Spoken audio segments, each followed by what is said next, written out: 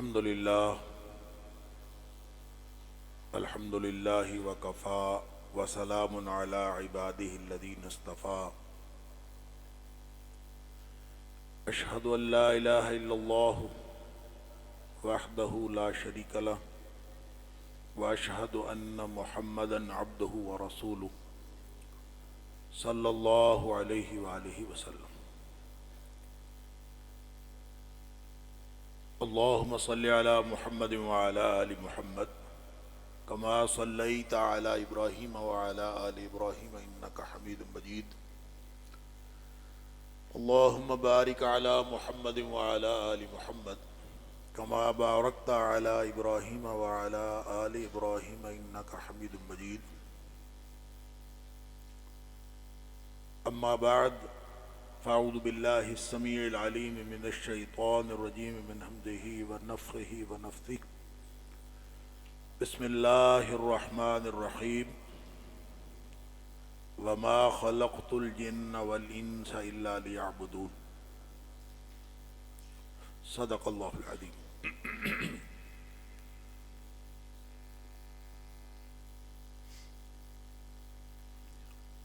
اللہ کریم نے مجھے اور آپ کو، ہم سب کو اس دنیا میں امتحان کے لیے بھیجا ہے۔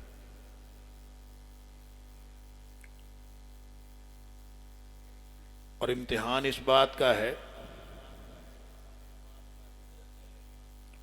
کہ کون اللہ کی بندگی کرتا ہے، اللہ کی غلامی کرتا ہے، اور کون کسی اور کی غلامی کرتا ہے۔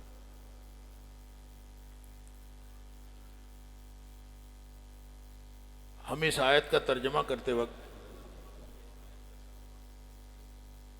یہ کرتے ہیں کہ اللہ نے ہمیں اپنی عبادت کے لیے پیدا کیا، اور عبادت کا مفہوم کیا ہے کہ 5 وقت نماز پڑھ لی، عبادت ہو گئی۔ سال بعد روزے آ گئے، عبادت ہو گئی، روزے رکھ لیے۔ زکوٰۃ ادا کر لی، اگر صاحب نصاب ہے، صاحب استطاعت ہے تو حج کر لی۔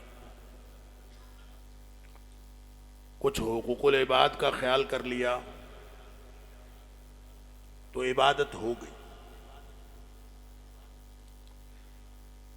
عبادت جو ہے وہ عبدیت کا حصہ ہے۔ اللہ نے ہمیں عبدیت کے لیے پیدا کیا ہے، عبادت کے لیے نہیں۔ عبادت عبدیت کا حصہ ہے، اور عبدیت کا معنی ہوتا ہے غلام ہونا۔ اور جب ہم اللہ کے غلام ہیں اور اللہ نے اپنی غلامی کے لیے پیدا کیا ہے، تو اس کا مطلب یہ ہے کہ ہم یہ تصور کریں کہ غلام کیا ہوتا ہے۔ غلام وہ ہوتا ہے جس کا اپنا کچھ بھی نہیں ہوتا، سارا کچھ اس کے مالک کی ملکیت ہوتا ہے۔ نہ غلام اپنی مرضی سے کچھ کھا سکتا ہے، نہ اپنی مرضی سے پی سکتا ہے، نہ اپنی مرضی سے آرام کر سکتا ہے، نہ وہ اپنی مرضی سے سو سکتا ہے، نہ اپنی مرضی سے اس کا کوئی جاگنے کا وقت ہوتا ہے۔ سارے اوقات اس کے وہ ہوتے ہیں جو اس کے مالک کی مرضی ہوتی ہے۔ یا ایھا الناس اعبدوا ربکم، کائنات کے لوگوں تم اپنے رب کی بندگی کرو۔ رب کون ہوتا ہے؟ رب مالک ہوتا ہے۔ رب کا معنی مالک، اور اگر رب کے ساتھ کوئی اور اضافت آ جائے تو کوئی کسی چیز کا مالک ہو سکتا ہے۔ رب المال، رب الابل، کوئی چیز۔ رب الابل کا بڑا تاریخی فقرہ ہے۔ حضرت عبد المطلب نے کہا تھا کہ میں تو اونٹوں کا مالک ہوں۔ وَلِلْبَيْتِ رَبٌّ، اس گھر کا ایک الگ مالک ہے۔ تو کسی اضافت کے بغیر جب رب ہوتا ہے تو رب کا معنی ہوتا ہے رب العالمین، جو سارے جہانوں کا رب ہے۔ وہ مالک بھی ہوتا ہے، وہ روزی رساں بھی ہوتا ہے، اور وہ پالنے والا بھی ہوتا ہے۔ یہ سارے کام مالک کرتا ہے۔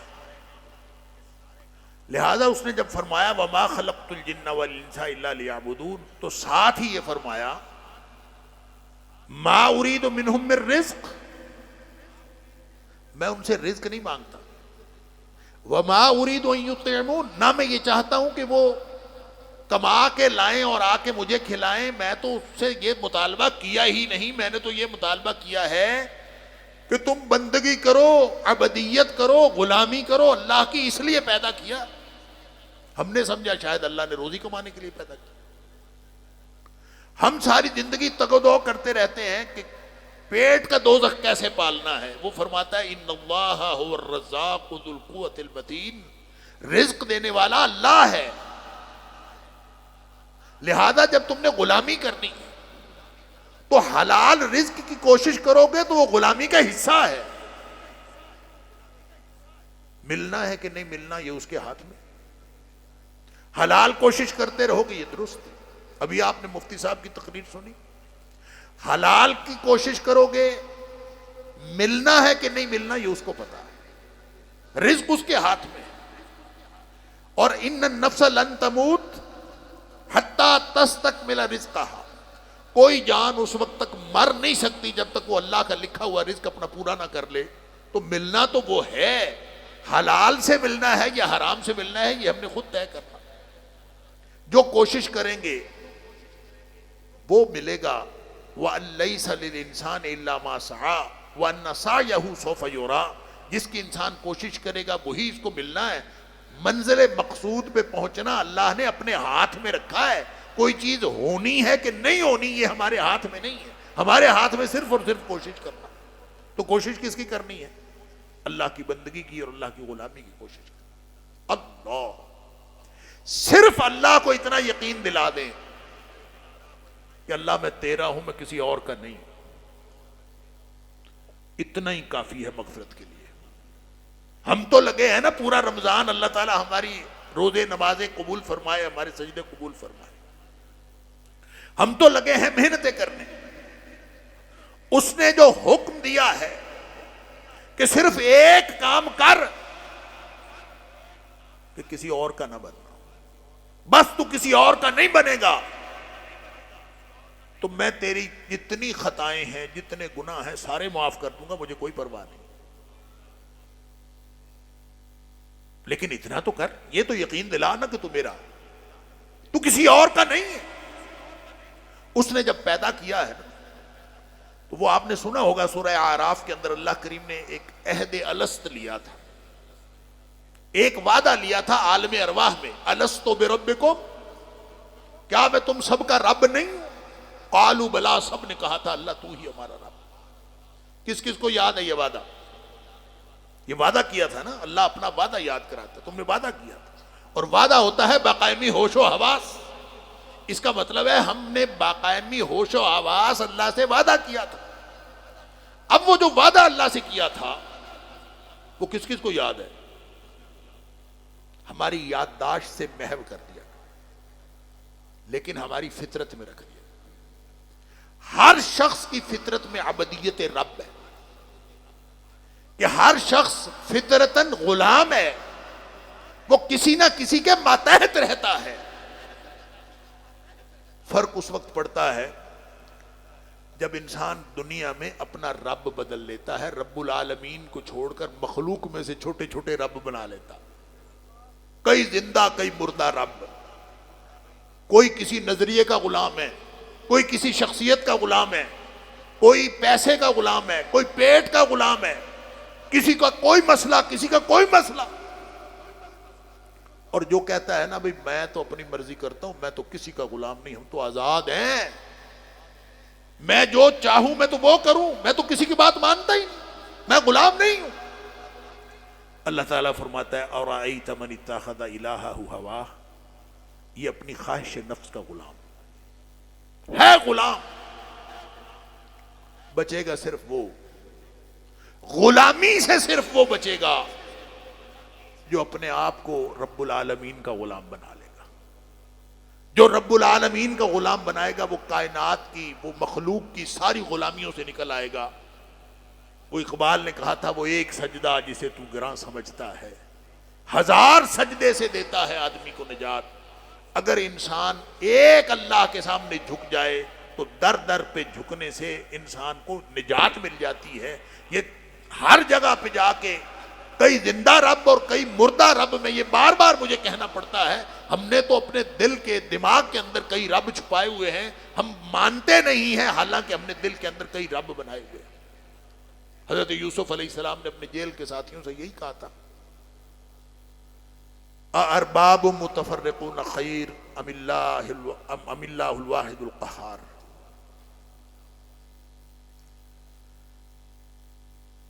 اللہ تعالیٰ مجھے اور آپ کو، ہم سب کو صحیح معنوں میں اللہ کا غلام بننے کی توفیق عطا فرمائے. میں بس ایک حدیث سنا کے میں اپنی بات مکمل کرتا ہوں.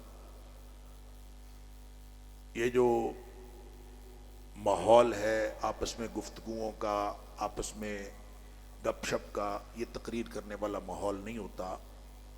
آپ کو اللہ تعالیٰ جزائے خیر دے. آپ نے پتہ نہیں کتنی تقریریں اب تک سن لی ہوئی ہیں.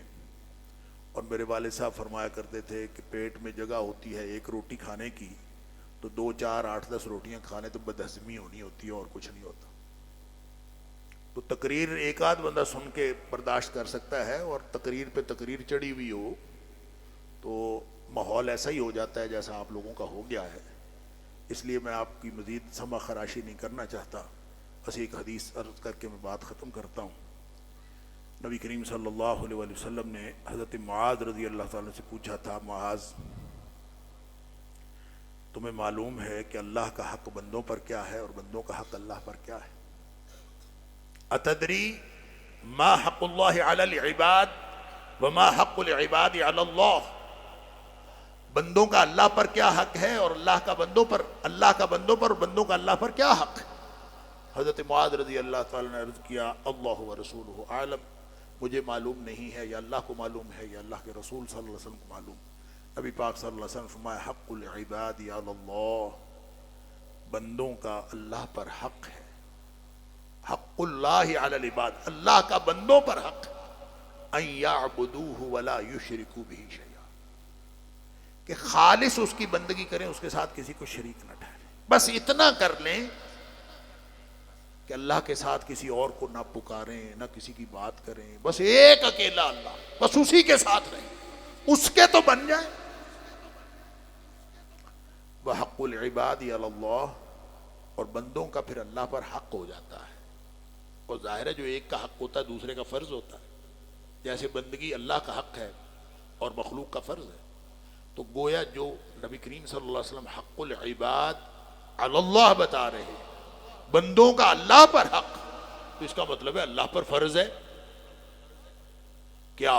فرمایا اللہ یعذب من لا یشرک بہ شیئا، جو اللہ کے ساتھ شرک نہیں کرتا اللہ اس کو عذاب نہ دے، یہ بندے کا اللہ پر حق ہو جاتا ہے. یقین تو دلائے اللہ کو کہ اللہ میں صرف تیرا ہوں، میں کسی اور کا نہیں. کسی اور کو پکارے نہ، کسی اور کو شامل نہ کرے، کسی اور کے حلال اور حرام کے فتوے کو فتویٰ نہ سمجھے. ما احل اللہ فی کتابہ فہو حلال وما حرم اللہ فی کتابہ فہو حرام. ان اللہ یحکم ما یرید، اللہ جیسے چاہتا ہے حکم دیتا ہے. ساری زندگی خنزیر کی ایک بھی حکمت نہ ملے کہ وہ کیوں حرام ہے، ایک بھی حکمت کا پتہ نہ چلے تو وہ پھر بھی حرام ہے، کیونکہ اللہ نے اس کو حرام کیا. اور ساری زندگی بکرے کے حلال ہونے کی کوئی دلیل نہ ملے اور کوئی حکمت نہ ملے، اس کے حلال ہونے کی ایک ہی دلیل کافی ہے کہ اللہ نے اس کو حلال کیا ہے، بات ختم ہو. ہمیں حکمتیں بتانے کی اور حکمتوں کے اوپر کتابیں لکھنے کی ضرورت کیا؟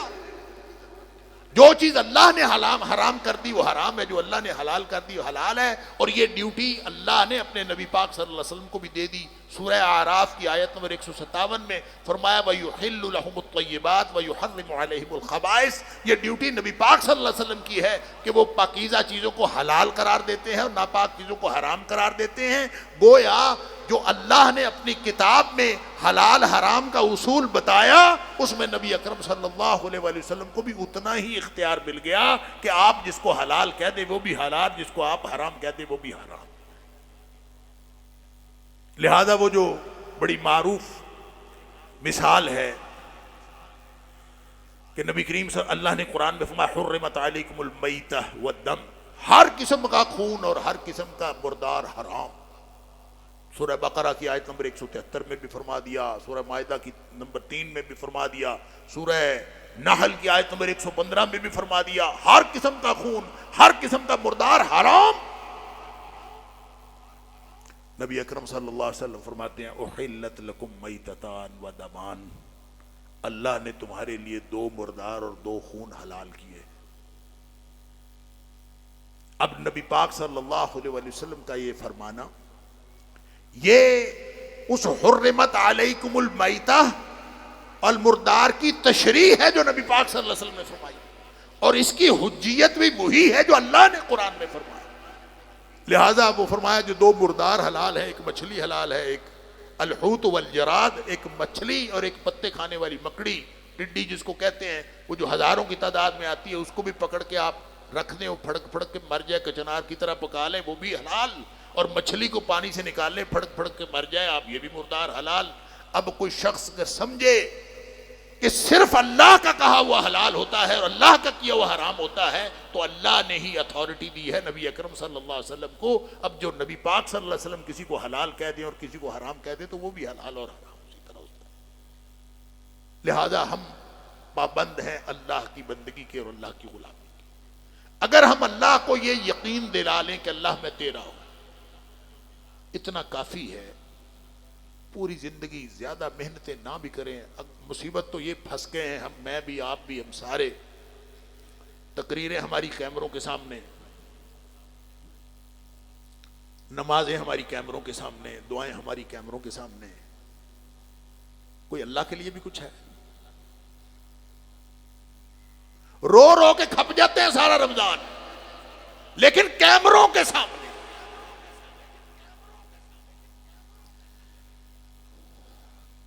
کچھ نہ کچھ اجر مل جاتا ہوگا، کوئی تھوڑا بہت.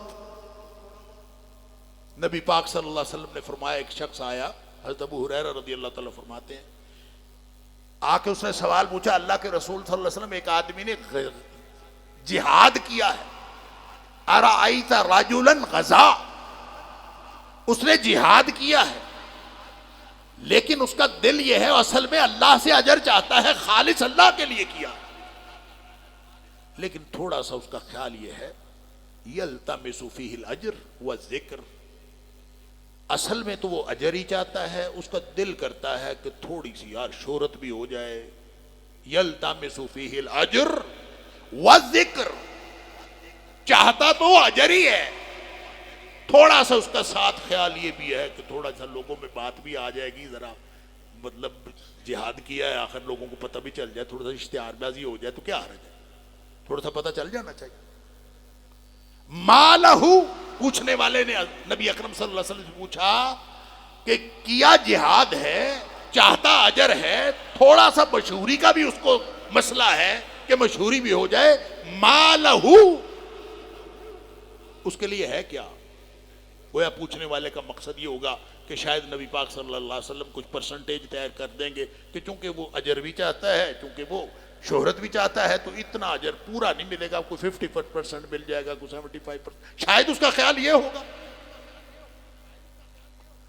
نبی اکرم صلی اللہ علیہ وسلم نے فرمایا، لا شیء لہ، لا شیء لہ، لا شیء لہ، اس کے لیے کوئی اجر نہیں ہے، اس کے لیے کوئی چیز نہیں ہے، اس کے لیے کخ بھی نہیں ہے.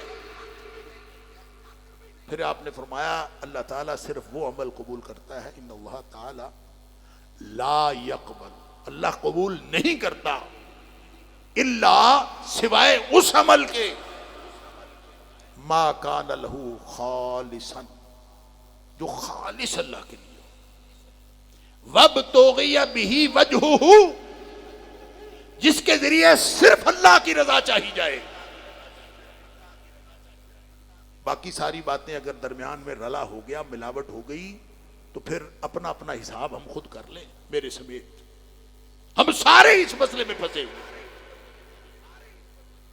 کوئی عبادت، کوئی رات تاک، کوئی اکیلے بیٹھ کے بھی اللہ کے سامنے گزار لے، تنہائی میں بھی گزار لے. اور یہ جو ہم رو رو کے کھپ جاتے ہیں، مجھ سمیت ہم سارے ہی، مائکوں کے سامنے اور کیمروں کے سامنے، اللہ کو پتہ ہے کدھر جا رہا ہے، مجھے نہیں پتا، نیتوں کے حال اللہ جانتا ہے. لیکن اگر اکیلے بیٹھ کے اللہ کے سامنے رو لیا نا، اکیلے بیٹھ کے، اور اکیلے بیٹھ کے اس کو یقین دلایا اللہ تو میرا ہے اور تیرے علاوہ میرا کوئی نہیں، اور ہم تیرے ہیں اور ہمارا تیرے علاوہ کوئی نہیں، اگر ہم نے یہ اللہ کو یقین دلا لیا، اکیلے بیٹھ کے، کوئی اور مائک نہ لگا ہوا ہو، کوئی کیمرہ نہ لگا ہوا ہو، اکیلے بیٹھ کے ایک اللہ سے کنیکشن قائم ہو گیا اور اللہ سے کہتا ہے رب انی اذنبت ذنبا، اللہ مجھ سے تو بڑے گناہ ہو گئے، اللہ میں تو بڑا گناہگار ہوں، مجھ سے گناہ ہو. ادھر گناہوں کو یاد کرتا ہے، ادھر اللہ کے ساتھ کنیکشن قائم ہوتا ہے. آنکھ بھیگتی ہے، ایک مکھی کے سر کے برابر آنسو نکلتا ہے اور نکل کے یہاں سے لڑک کے ابھی زمین پر نہیں گرتا، اللہ اس کے سارے گناہ معاف کر دے. لیکن اکیلا، اس کو دیکھنے والا اللہ کے علاوہ کوئی نہ ہو. اور بھائیو، نیکی اصل ہے ہی وہ جس کا گواہ اللہ کے علاوہ کوئی نہ ہو. نیکی تو وہ ہے، وہ نیکیاں کریں جس میں اللہ کے علاوہ کوئی گواہ نہ ہو، تاکہ خالص اللہ کے لیے ہو. اور یہ جو کنٹیمینیشن ہے، یہ جو میل کچیل ہے، یہ جو ریاکاری کے شبے ہیں، یہ جو سارے شبے ختم ہو جائیں. اس لیے نبی پاک صلی اللہ علیہ وسلم نے فرمایا تھا کہ وہ شخص جو اکیلا بیٹھتا ہے، اکیلا بیٹھ کے اللہ کو یاد کرتا ہے اور اللہ کو یاد کرتے ہوئے اس کی آنکھ بھیگ جاتی ہے. سبحان اللہ. کہ ذکر اللہ خالیا، اکیلا بیٹھ کے اللہ کو یاد کرتا ہے اور اس کی آنکھ بھیگ جاتی ہے. وفاضت عیناہ، فرمایا اس کو اللہ قیامت والے دن اپنے عرش کا سایہ نصیب کریں گے جس دن کوئی اور سایہ نہیں ہوگا، یہ ان میں ہوگا. اللہ. لہذا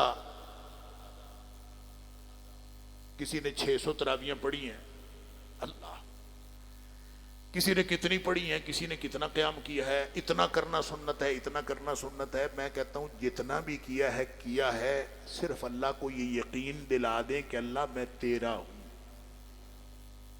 اور یہ یقین دلانا ضروری ہے، وگرنہ ہمارے پلے کچھ نہیں. اور یہ اکیلے بیٹھ کے اللہ سے بات کریں کہ اللہ میں نے کوئی کام زندگی میں تیرے لیے بھی کیا ہے. میری تو اپنی زندگی آدھی سڑکوں پہ گزر گئی، آدھا رمضان سڑکوں پہ گزر گیا، آدھا کیمروں کے سامنے گزر گیا. نیکی ہم نے کون سی کی اللہ کے سامنے؟ ہم نے اللہ کی منتیں کب کی ہیں؟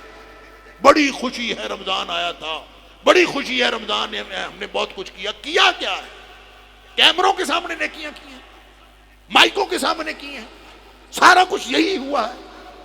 تو اللہ کو کیا دکھائیں گے؟ اللہ تعالیٰ، نبی کریم صلی اللہ علیہ وسلم فرماتے ہیں مجھے سب سے بڑا جو ڈر ہے نا، انی اخواف ما اخاف علیکم الشرک الاصغر، مجھے چھوٹے شرک کا ڈر ہے تم سے، چھوٹے شرک کا ڈر ہے.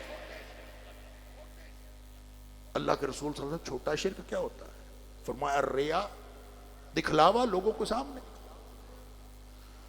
انا للہ و انا الیہ راجعون. اور نبی کریم صلی اللہ علیہ وسلم فرمایا قیامت والے دن جب اجر ملنے لگیں گے تو ریاکاروں کو اللہ کہے گا کہ جاؤ جا کے ان سے اجر مانگو جن کو دکھانے کے لیے تم کرتے تھے، میرے پاس تمہارے لیے کچھ نہیں. اللہ تعالیٰ مجھے اور آپ کو، ہم سب کو ریاکاری کے شرک سے بھی محفوظ فرمائے اور ہر طرح کے شرک سے محفوظ فرمائے.